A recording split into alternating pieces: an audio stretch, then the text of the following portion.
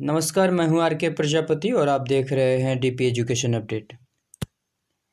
आज हम बात करने वाले हैं बहुत ही महत्वपूर्ण टॉपिक पे जो होने वाला है इंडियन ज्योग्राफी से।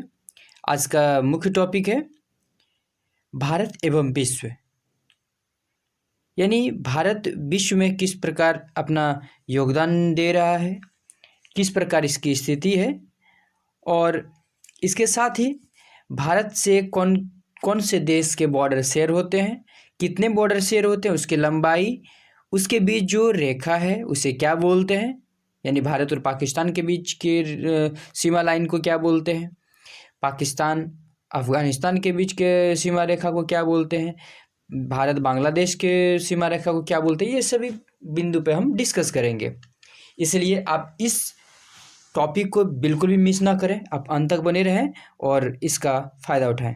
चलिए स्टार्ट करते हैं। भारतीय भूखंड एशिया महाद्वीप के पूरब एवं पश्चिम के मध्य में स्थित है। जो भारतीय भूखंड जो आप देख पा रहे होंगे, आपको मैं दिखाता हूँ। भारतीय भूखंड यह है भारत एशिया महाद्वीप के पूरब एवं पश्चिम के मध्य में स्थित है। इधर है ईस्ट, ठीक है, इधर है वेस्ट। एशिया का ईस्ट और एशिया के वेस्ट में ही भारत स्थित है, ठीक है। जिस प्रकार आप देख रहे हैं, भारतीय भूभाग एशिया महाद्वीप की दक्षिणी विस्तार है। इसके साथ ही ये जो आप देख रहे हैं एशिया, इस ऊपर में दो दिख रहा होगा, एशिया है और ये दक्षिणी हिस्सा पड़ जाता है, यानी भारत जो है एशिया के दक्षिण भाग में आता है, ठीक है। यह हिंद महासागर, पश्चिम में यूरोपीय देशों और पूर्वी में एशिया देशों को मिलाता है। देखिए, एक तो पहली बात कि भारत हिंद महासागर में स्थित है। जो भारत के पूर्वी हिस्सा, ये जो आप देख पा रहे होंगे, ये जो पूर्वी हिस्सा भारत किसको मिलाता है, ये पूर्वी हिस्सा जिसको बंगाल की खाड़ी बोलते हैं और पश्चिमी हिस्सा अरब सागर को बोलते हैं, ठीक है। पश्चिमी हिस्सा और पूर्वी हिस्सा को ये मिलाती है भारतीय तटरेखा, ठीक है। एवं भारत को केंद्रीय स्थिति प्रदान करता है। यही वजह है कि भारत को केंद्रीय स्थिति प्रदान करता है, ठीक है। विश्व में भारत की एकमात्र ऐसा देश है, देखिए पूरा विश्व में भारत जो है एकमात्र देश है जिसके नाम पे महासागर का नाम रखा गया है। जो आप जानते होंगे हिंद महासागर, ये हिंदुस्तान के नाम पे रखा गया है, हिंद महासागर। इसका प्रमुख कारण है कि हिंद महासागर में भारत जैसी महत्वपूर्ण अवस्थिति एशिया में किसी अन्य देश की नहीं है, ठीक है। आपको हम एशिया दिखाएंगे। ये आप देख पा रहे होंगे एशिया। एशिया में भारत के जैसा और कोई भी जो देश है वो ऐसी स्थिति नहीं पैदा करती है, ठीक है। ये हिंद महासागर के ऊपर में, यानी इसको बोलते हैं हिंद महासागर के ऊपर में टिका हुआ है भारत, जो कि हिंद महासागर को इधर बंगाल की खाड़ी और इधर अरब सागर में विभाजित करती है। यही स्थिति है। दूसरी बात कि जो पूरे एशिया जो आप देख पा रहे होंगे, इसका ये दक्षिणी हिस्सा है। जो भारत है एशिया के दक्षिणी हिस्से में है, ठीक है।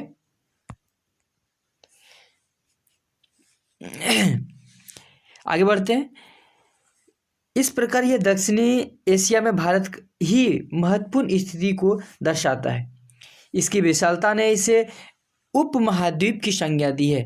ये जो भारत का जो विशालता देख रहे हैं, इस प्रकार जो बनावट देख रहे हैं भारत का, यही वजह है कि भारत को उपमहाद्वीप का नाम दिया गया है। भारत को क्या नाम दिया गया है, तो उपमहाद्वीप, ठीक है। चलिए आगे देखते हैं। ये संपूर्ण एशिया को आप देख पा रहे होंगे। एशिया में जो कुल देश हैं, इसमें भारत की जो स्थिति देख पा रहे होंगे, ये दक्षिण हिस्सा में पड़ते हैं। ये यहाँ से आप देखेंगे, ये पूर्वी हिस्सा है एशिया का पूर्वी भाग, ये है एशिया का पश्चिमी भाग, ठीक है। इस एशिया का उत्तरी भाग और एशिया का ये दक्षिणी भाग, ठीक है। देखिए, अगर इसको दिशा के अकॉर्डिंग अगर बांट दें, इधर ईस्ट होता है, इधर वेस्ट होता है, इधर नॉर्थ होता है और इधर साउथ होता है। ठीक है, साउथ में इंडिया आ जाता है, वेस्ट में देखिए पाकिस्तान वगैरह आ जाता है। लेकिन इस क्षेत्र को मिडिल ईस्ट बोलते हैं। इस क्षेत्र को क्या बोलते हैं, सॉरी, इस क्षेत्र को मिडिल एशिया बोलते हैं। इस क्षेत्र को मिडिल एशिया के नाम से जानते हैं, जिसमें कि कुल 5 देश आते हैं। कौन कौन है मैं बात करता हूँ। उज्बेकिस्तान, तजाकिस्तान, तुर्कमेनिस्तान, उज्बेकिस्तान, इसके साथ ही आप देख पा रहे होंगे, देखिए 1 2 3 4 और ये 5, ये कुल मध्य एशिया में आते हैं। ठीक है, चलिए आगे बढ़ते हैं। हम देख पाएंगे कि एशिया में भारत की क्या स्थिति है। ठीक है, पूरा विश्व में देख पा रहे होंगे कि विश्व भारत ही जो है, भारत का जो पश्चिमी तट है इधर से मिलाती है और पूर्वी तट इसको मिलाती है। ठीक है, आप यहाँ पे देख पा रहे होंगे, मैं आपको समझा देता हूँ।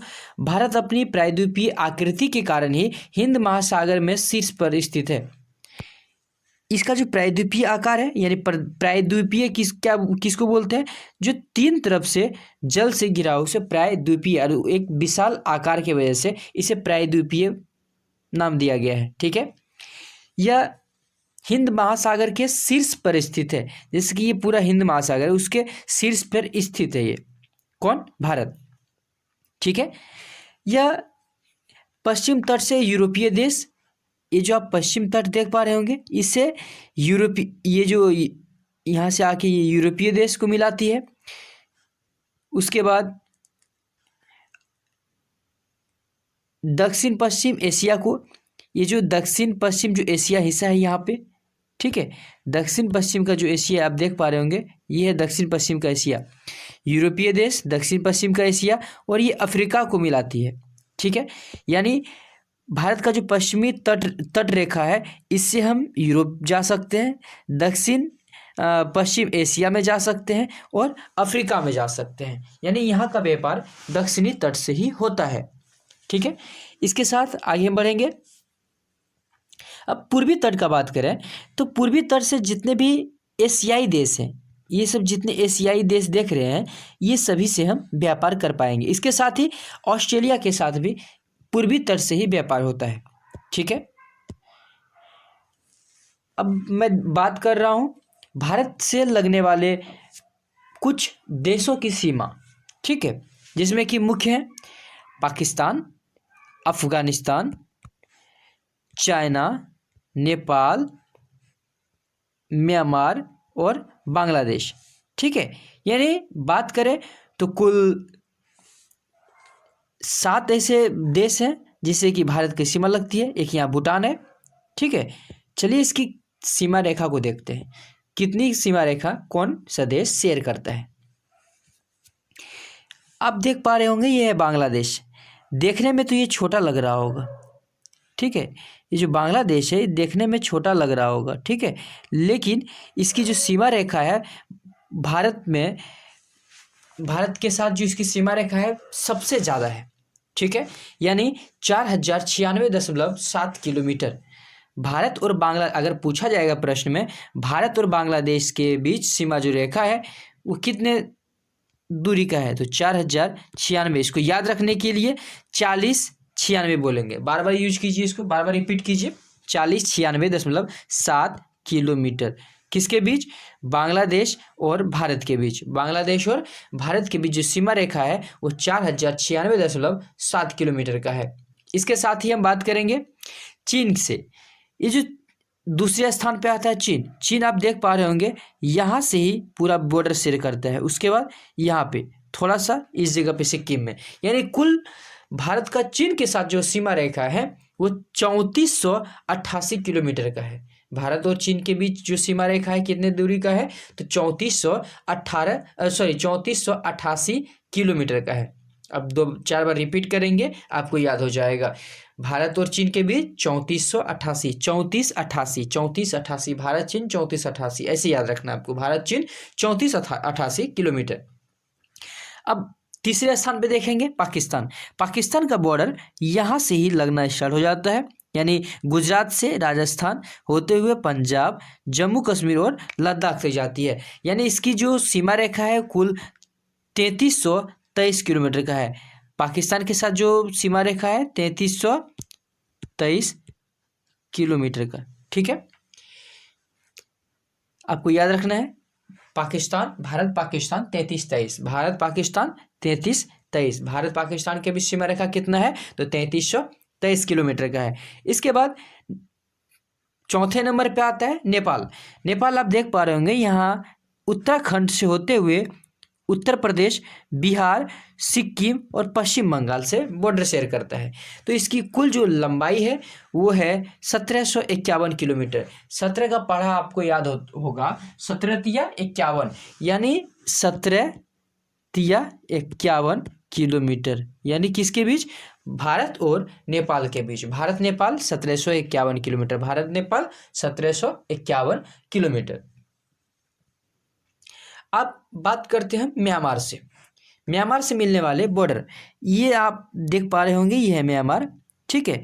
अरुणाचल प्रदेश, उसके नीचे नागालैंड, उसके नीचे मणिपुर और मिजोरम, इन 4 ऐसे राज्य हैं जिससे कि म्यांमार का बॉर्डर शेयर होता है, ठीक है। तो म्यांमार और भारत के बीच जो बॉर्डर शेयर करता है वो कुल 1643 किलोमीटर का है। भारत और म्यांमार के बीच कितने बॉर्डर शेयर होता है तो 1643 किलोमीटर का। आपको याद रखना है 1643, ये ज़्यादातर कन्फ्यूजन होता है, 1643 बार बार बोलते रहें आपका हो जाएगा, ठीक है। भारत और म्यांमार के बीच कितना बॉर्डर शेयर होता है तो 1643 किलोमीटर का। अब देखते हैं भूटान और भारत के बीच। यहाँ पे छोटा सा एक देश दिखाई पड़ रहा होगा, ये है भूटान। भूटान और भारत के बीच जो बॉर्डर शेयर होता है यहाँ पे, ये है टोटल 699 किलोमीटर। कुल कितने हैं तो 699, यानी 699, 699 किलोमीटर का भारत और भूटान के बीच बॉर्डर शेयर होता है। भारत भूटान 699, देखिए भारत भूटान 699, एक तरह से छोटा सा देश ही है, ज़्यादा तो बॉर्डर शेयर होगा नहीं, ज़्यादा लंबा तो है नहीं, तो कितना है लगभग 699 किलोमीटर का। आप छोटा सा मैप देखते होंगे तो कभी कभी आप कंफ्यूज हो जाते होंगे कि आखिर भारत का अफगानिस्तान के साथ बॉर्डर शेयर होता है कि नहीं। आपको देखने में लग रहा होगा ये बहुत छोटा है, यानी भारत और अफगानिस्तान, ये है अफगानिस्तान, भारत और अफगानिस्तान के बीच जो बॉर्डर शेयर होता है एकदम हल्का होता है, ना के बराबर देखने से लगता है, लेकिन वास्तविक ये कितना है तो 106 किलोमीटर का है। भारत और अफगानिस्तान के बीच जो बॉर्डर शेयर होता है वो 106 किलोमीटर का होता है। आपको याद रहेगा भारत अफगानिस्तान 106 किलोमीटर, ठीक है। अब देखते हैं कि आखिर किसके बीच जो सीमा रेखा का निर्धारण किया गया था उसका क्या नाम रखा गया है, और इसको याद करने की कोशिश करेंगे, ठीक है। सबसे पहले बहुत ही इंपॉर्टेंट हो जाता है, जब भारत पाकिस्तान से अलग हुआ था उस समय पाकिस्तान के साथ ये बांग्लादेश था, ये पाकिस्तान आप देख पा रहे होंगे और ये बांग्लादेश एक साथ मिलके पाकिस्तान एक देश बनाया था, ठीक है, और भारत ये अलग देश बना था, ठीक है। जिसमें कि 1971 के युद्ध के बाद बांग्लादेश एक स्वतंत्र देश के रूप में सामने आया है और पाकिस्तान ये अलग देश के रूप में सामने आया। लेकिन जब भारत आज़ाद हुआ था उस समय जो पाकिस्तान और भारत के बीच जो सीमा रेखा का निर्धारण किया गया था वो सर रेडक्लिफ द्वारा किया गया था, इसलिए उन्हीं के नाम पे ये रेड क्लिफ रेखा नाम दिया गया है। भारत और पाकिस्तान के बीच जो रेखा होता है, ये जो आप रेखा देख पा रहे होंगे, ठीक है, भारत और पाकिस्तान के बीच जो रेखा है इसको रेड क्लिफ रेखा बोलते हैं। ये उस समय पाकिस्तान ही था, लेकिन अभी ना बांग्लादेश है, लेकिन उस समय क्या था, ये पाकिस्तान था। तो पाकिस्तान यानी बांग्लादेश और भारत के बीच जो सीमा रेखा था उसे भी रेड क्लिफ रेखा के नाम से जानते हैं। तो दोनों आपको ऐसे याद रखना है, दोनों पाकिस्तान के नाम से अलग हुआ था देश, तो पाकिस्तान और भारत के बीच रेड क्लिफ रेखा, चाहे वो अब अफगानिस्तान ही क्यों ना बन गया हो, लेकिन वो जो रेखा दिया गया था वो सर रेडक्लिफ के द्वारा ही दिया गया था, जिनके वजह से उन्हीं के नाम पे रेडक्लिफ रेखा नाम दिया गया है। ठीक है, पाकिस्तान और भारत के बीच रेडक्लिफ रेखा, भारत और अफगानिस्तान के बीच रेडक्लिफ रेखा। आपको दो याद हो गया होगा। आगे देखेंगे भारत और चीन के बीच। भारत और जो चीन के बीच जो सीमा रेखा है, इसका निर्धारण किया गया था मैकमोहन, सर मैकमोहन। ये भी अंग्रेज के समय में ही, जब भारत और चीन के बीच बॉर्डर का निर्धारण किया गया था, उस समय ये सर मैकमोहन जी ने ही इनका बॉर्डर डिनोट किया हुआ था। ठीक है, इसीलिए उन्हीं के नाम पे मैकमोहन रेखा नाम दिया गया है, मैकमोहन रेखा। ठीक है, आपको याद रहेगा। भारत और चाइना के बीच मैकमोहन रेखा, भारत चीन के बीच मैकमोहन रेखा, भारत चीन मैकमोहन रेखा। अब एक अंतिम बात करेंगे अफगानिस्तान के साथ, जो छोटा सा बॉर्डर लगता है, यानी 106 किलोमीटर का। भारत और अफगानिस्तान के बीच कितना बॉर्डर लगता है? तो 106 किलोमीटर का। तो इसे किस नाम से जानते हैं? भारत और अफगानिस्तान के बीच जो सीमा रेखा है यहाँ पे, और जो पाकिस्तान और अफगानिस्तान के बीच जो सीमा रेखा था, उसे भी डुरंड रेखा के नाम से ही जानते हैं। यानी बात करें भारत और अफगानिस्तान के बीच जो सीमा रेखा है, उसे डुरंड रेखा के नाम से जानते हैं। भारत अफगानिस्तान डुरंड रेखा। ठीक है,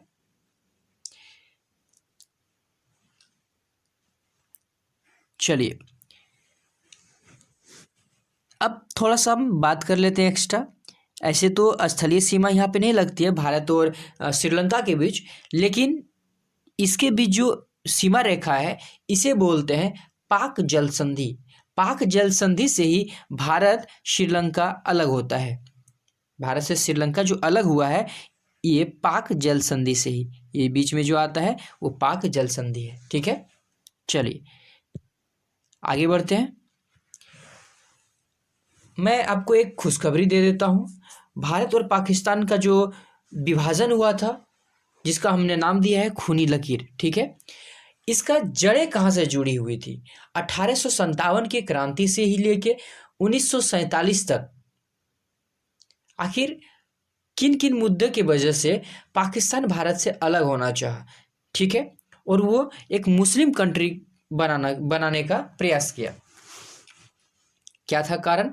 मैंने शुरू से ही डिस्कशन किया है। आप जाएं और भारत पाकिस्तान विभाजन की खूनी लकीर को देखें। इसके साथ ही संपूर्ण भारत का भूगोल जो NCERT सार का जो एपिसोड चलता जा रहा है, ये आज का 5वां एपिसोड रहा है। इसमें एपिसोड 3 जिसमें हमने बात किया है भारत की भौगोलिक स्थिति, भारत का राजनीतिक विभाजन, भारत का प्रशासनिक विभाजन, राज्यों का गठन एवं पुनर्गठन, साथ ही इनका वर्ष, कौन से राज्य का किस वर्ष में गठन हुआ था, किस वर्ष में पुनर्गठन हुआ था, सभी हम मैप के माध्यम से समझाने की कोशिश की है, जिससे कि आपको एक इमेज के रूप में सीधा माइंड में छप जाए और उसे आप ज़्यादा दिन तक याद रख पाए। समझिए कि ना के बराबर भूलेंगे आप, दोबारा कभी भी दिखाई पड़ेगा आपको तो तुरंत आप सही आंसर मारेंगे। ठीक है, एक और मैं खुशखबरी देना चाहता हूँ। ये जो भारत का भूगोल चल रहा था, इसका ये एपिसोड 4 भी हो चुका है। ये एपिसोड 3 देखे, और ये है एपिसोड 4।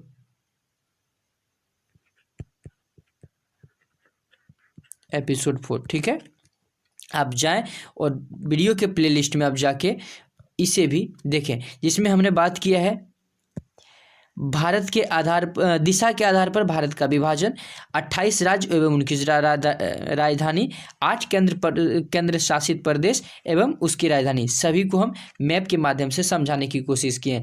इससे क्या होगा कि कौन से राज्य भारत के किस दिशा में है, किस बिंदु पे है, यानी किधर है, कौन से राज्य का कौन से दूसरे राज्य से बॉर्डर शेयर होता है, सभी पे हमने बात किया है। आपको पूरा A to Z माइंड में सेट हो जाने वाला है। अब जाएं और इस वीडियो का भी लाभ उठाएं।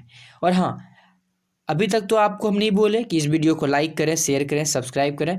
आपसे नम्र निवेदन और विनती है, ये मेरा नया चैनल है अभी, इसे अभी तुरंत से सब्सक्राइब कर लें और ज़्यादा से ज़्यादा अपने दोस्तों को शेयर करें, जिससे कि हमारे चैनल को ग्रो होने में आपका अहम भूमिका हो।